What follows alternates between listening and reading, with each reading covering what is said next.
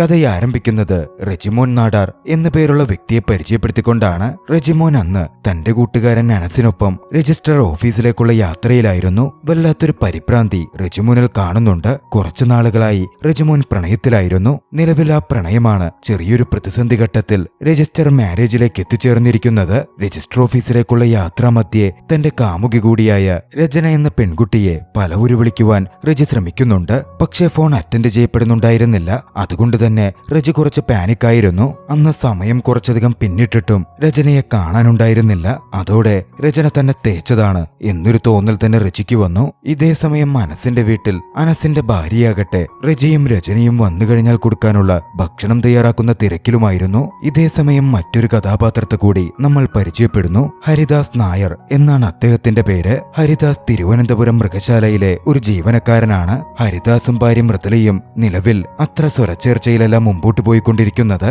അന്നാണെങ്കിൽ മൃദുലയുടെ സഹോദരന്റെ പെണ്ണുകാണൽ ചടങ്ങുമുണ്ട്. അതുണ്ടായിട്ടും ലീവ് എടുക്കാതെ രാവിലെ തന്നെ മൃഗശാലയിലേക്ക് ഹരിദാസ് പോകുന്നതിൽ മൃദുലയ്ക്ക് എതിർപ്പുണ്ടായിരുന്നു. പക്ഷേ പോയിട്ട് ഒപ്പിട്ട് കഴിഞ്ഞ് വേഗം വന്നേക്കാം എന്നുള്ള കാര്യം പറഞ്ഞൊപ്പിച്ച് ഹരിദാസ് അവിടെ നിന്ന് പോന്നു. മറുവശത്ത് റെജിയും മനസ്സുമാകട്ടെ രജിസ്റ്റർ മാരേജ് ഒക്കെ പാളിയല്ലോ. അതുകൊണ്ട് തന്നെ ബാറിൽ കയറി വെള്ളമടി ആരംഭിച്ചു. അനസൊരു മയത്തിന് കുടിച്ചപ്പോ വിഷമം മറക്കുവാൻ റെജി മൂക്കുമുട്ട കുടിച്ചിരുന്നു. പോരാത്തതിന് ബാറിലാകട്ടെ വെച്ചിരുന്ന സിനിമയോ ഒരു വടക്കൻ വീരഗാഥ. മമ്മൂട്ടിയുടെ പെണ്ണുങ്ങൾക്കെതിരെ പറയുന്ന പഞ്ച് ഡയലോഗ്. അതുകൂടി കേട്ടതോടെ രചന തന്നെ തേച്ചതാണ് എന്ന തരത്തിൽ റെജി അങ്ങ് സംസാരിക്കാൻ ആരംഭിച്ചു.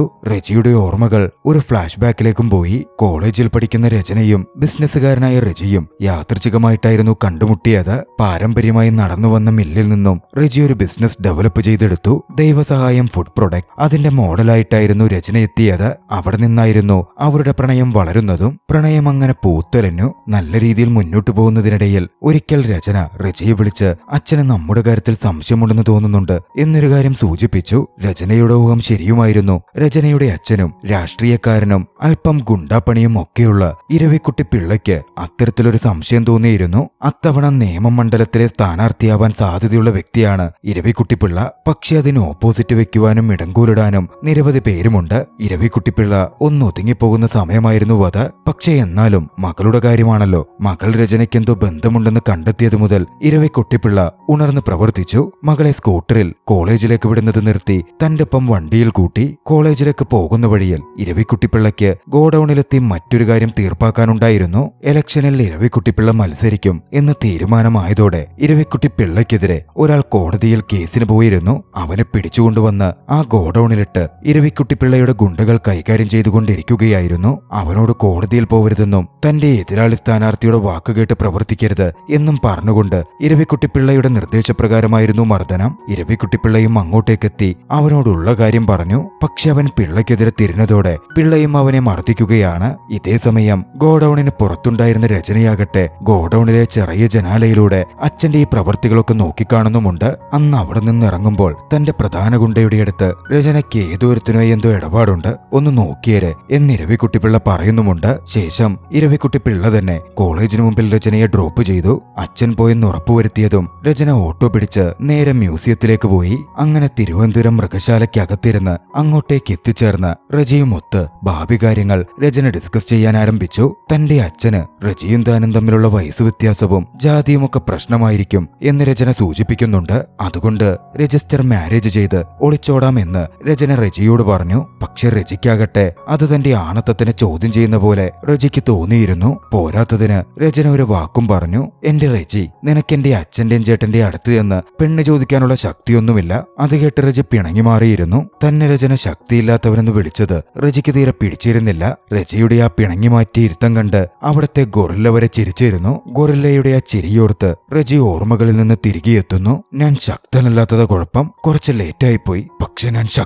ശക്തൻ എന്നൊക്കെ വെള്ളമടിച്ച് പൂസായ റജി ഇരുന്ന് പറയാൻ ആരംഭിച്ചു. റജി മൊത്തത്തിൽ പൂസാണെന്ന് മനസ്സിലായതും അനസ് റജിയെ കൂട്ടിക്കൊണ്ട് വീട്ടിലേക്ക് പോവാൻ തീരുമാനിക്കുകയാണ്. മറുവശത്ത് ഹരിദാസ് ഡ്യൂട്ടിക്ക് മൃഗശാലയിലേക്ക് എത്തിച്ചേർന്നിരുന്നു. സൈൻ ചെയ്യുവാൻ വേണ്ടി മ്യൂസിയം സൂപ്രണ്ടിന്റെ മുറിയിലേക്ക് ഹരിദാസ് കയറി ചെന്നു. മ്യൂസിയം സൂപ്രണ്ടായ ഫൗസിയ ഹരിദാസിനോട് അടുത്ത ദിവസം വരാനിരിക്കുന്ന സസ്പെൻഷൻ ഓർഡറിനെ പറ്റിയുള്ള കാര്യം പറഞ്ഞു. സംഭവം എന്തെന്നാൽ മ്യൂസിയത്തിൽ ഹരിദാസിന്റെ കീഴിലുള്ളവർ നടത്തിയ ചെറിയൊരു തട്ടിപ്പിൽ ഹരിദാസും പെട്ടിരുന്നു. മ്യൂസിയത്തിൽ ദർശൻ എന്നു പേരുള്ള ഒരു സിംഹമുണ്ട്. സിംഹത്തിന് ഒരു ദിവസം 7 കിലോ ഇറച്ചി കൊടുക്കുക കൊടുക്കണം എന്നാണ് വെപ്പ്. പക്ഷേ ഹരിദാസിന്റെ കീഴിലുള്ള 2 ഗാർഡുകൾ ദർശന് കൊടുക്കേണ്ട 7 കിലോ ഇറച്ചിയിൽ 2 കിലോ വീട്ടിലേക്ക് കടത്തും. 3 കിലോ നല്ല ഇറച്ചി ദർശന് കൊടുത്ത ശേഷം 2 കിലോ ഇറച്ചിയിൽ മണ്ണെണ്ണ തേച്ച് പുറത്തു വെക്കും. മണ്ണെണ്ണയുള്ള ഇറച്ചി സിംഹം തിന്നാതാകുമ്പോൾ ഏവരും വിചാരിക്കുക ബാക്കി ഇറച്ചി മൊത്തം സിംഹം തിന്നുവെന്നാണല്ലോ. സിംഹത്തിന് നന്നായി ഫുഡ് കൊടുക്കുന്നുണ്ടെന്നും വിചാരിക്കും. ആ ഗാർഡുകളെ പിരിച്ചുവിടാൻ തീരുമാനമായിട്ടുണ്ട്. പക്ഷേ ഇതിന്റെ കാര്യത്തിൽ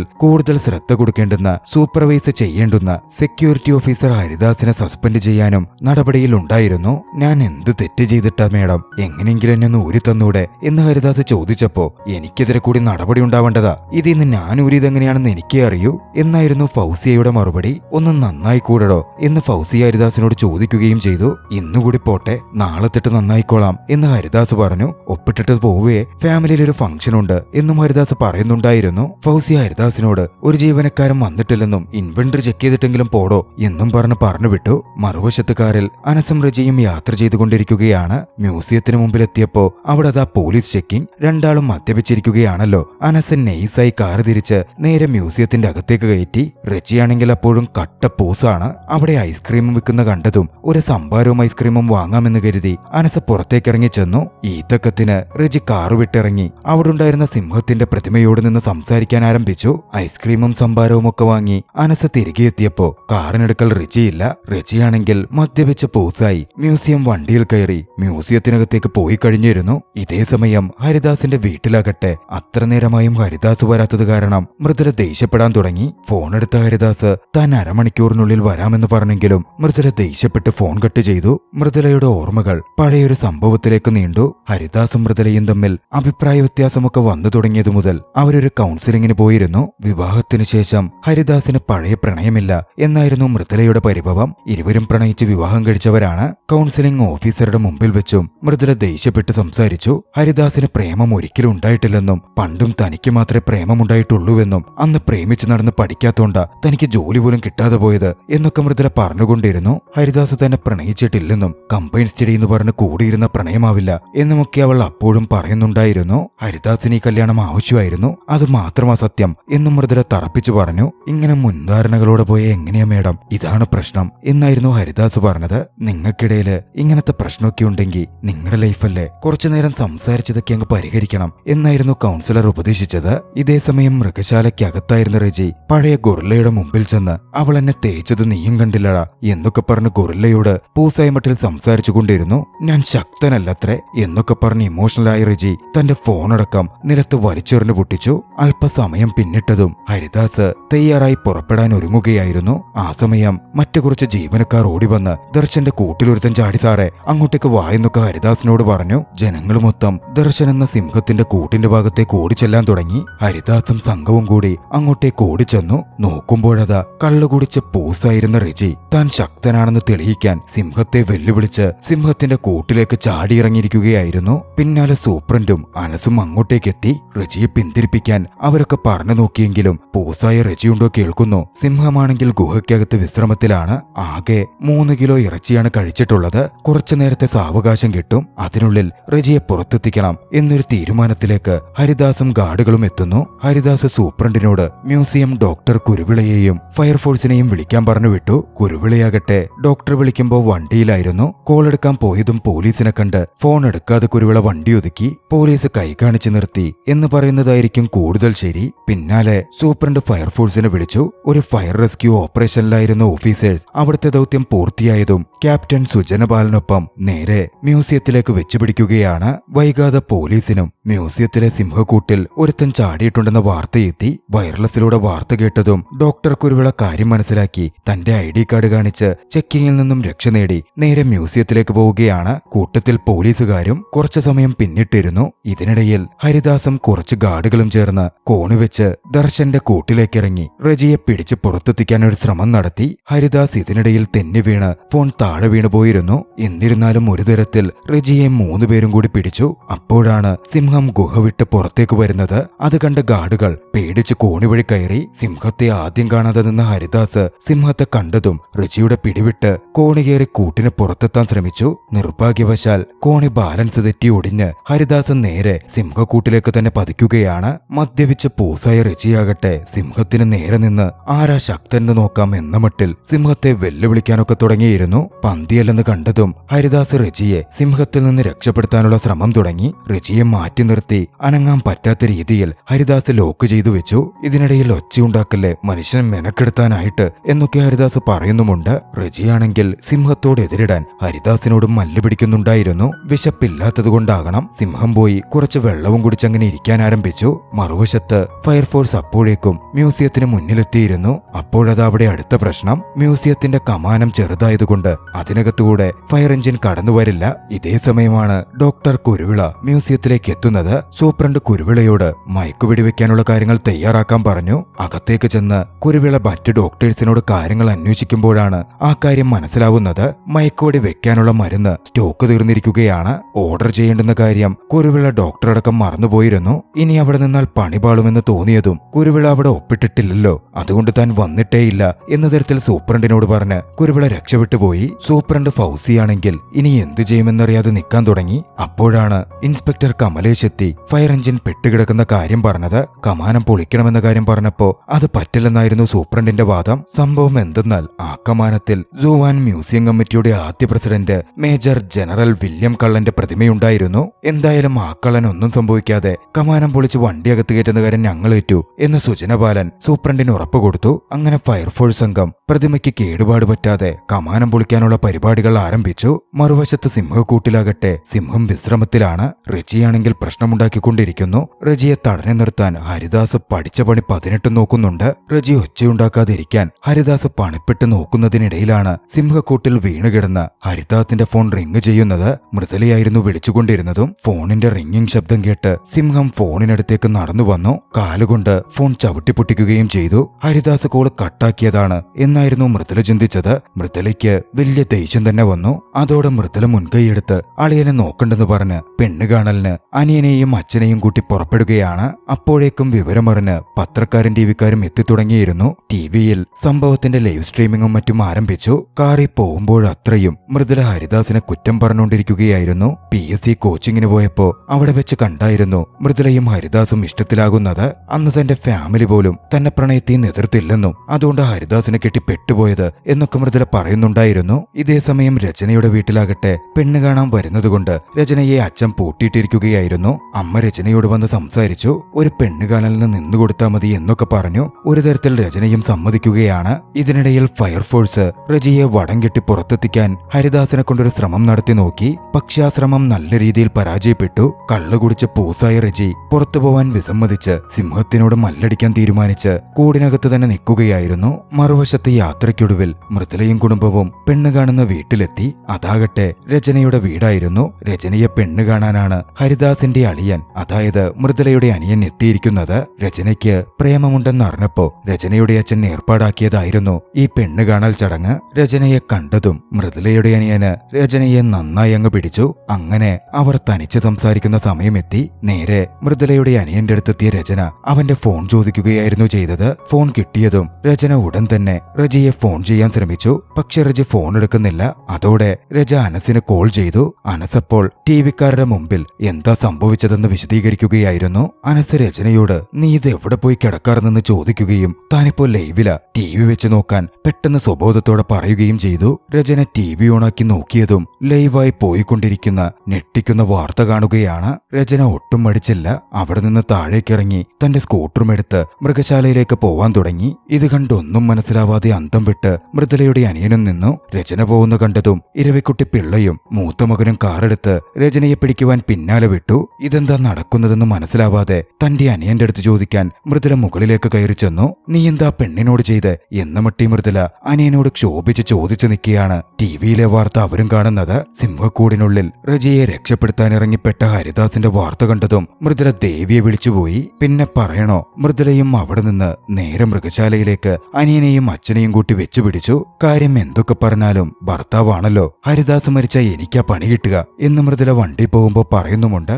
ഇതേ സമയം തന്നെ ടിവിയിലൂടെ വാർത്തയറിഞ്ഞ് റജിയുടെ കുടുംബവും വീട്ടിൽ നിന്നിറങ്ങി വെച്ചുപിടിക്കുന്നുണ്ടായിരുന്നു. കാര്യങ്ങൾ കൂടുതൽ പ്രതിസന്ധിയിലേക്ക് പോവുകയാണ്. ആ സമയം സൂപ്രണ്ടിന്റെ മുറിയിലേക്ക് എത്തിയ CI കമലേഷ് ഒരു കാര്യം പറഞ്ഞു. തമ്പി ഹിമഗിരി എന്ന മയക്കുവെടിവെക്കുന്ന വിദഗ്ധൻ ഇപ്പോൾ നാട്ടിലുണ്ട്, അദ്ദേഹത്തെ വിളിക്കാം എന്നായിരുന്നു അത്.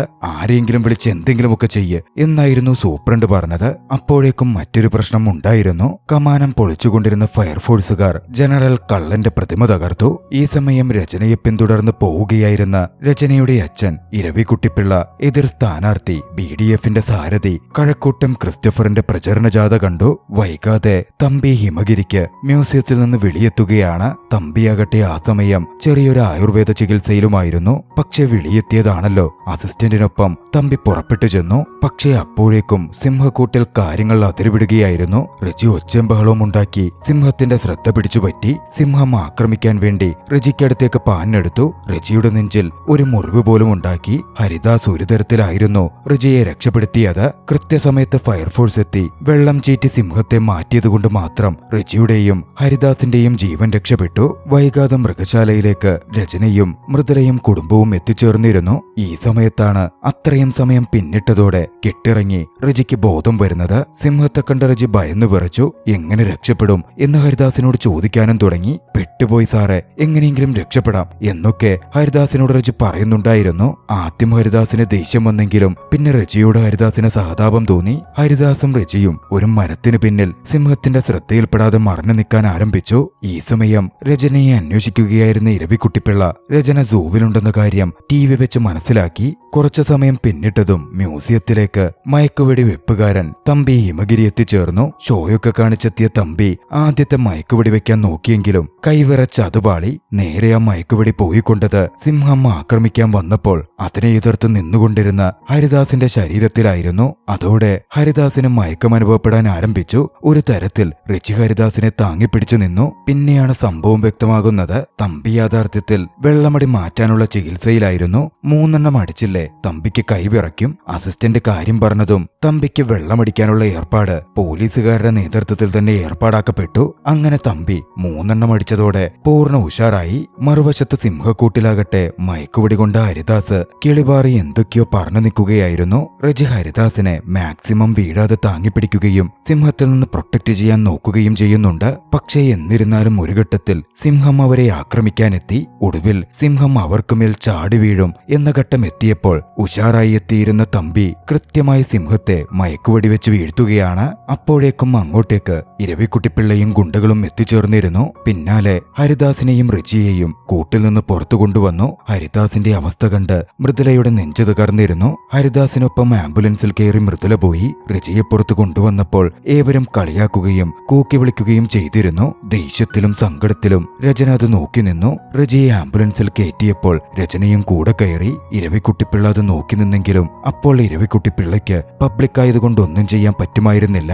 ആംബുലൻസിൽ പോകുന്നതിനിടയിൽ രചന റജിയെ തല്ലി. എന്തിനു വേണ്ടി ഇതൊക്കെ ചെയ്തത് എന്ന തരത്തിൽ ചോദ്യം ചെയ്തു. രചനയെ വിളിച്ചിട്ട് കിട്ടിയില്ലെന്ന് ന്യായമൊക്കെ പറഞ്ഞപ്പോ താൻ വീട്ടിൽ പെട്ടിരുന്ന അവസ്ഥ രചന പറഞ്ഞു. ഇതിപ്പോ എല്ലാവരും അറിഞ്ഞെന്നും ഇനി എന്താ ഉണ്ടാവുകയെന്ന് തനിക്കറിയില്ല എന്നും ദുഃഖത്തോടെ രചന പറയുന്നുണ്ട്.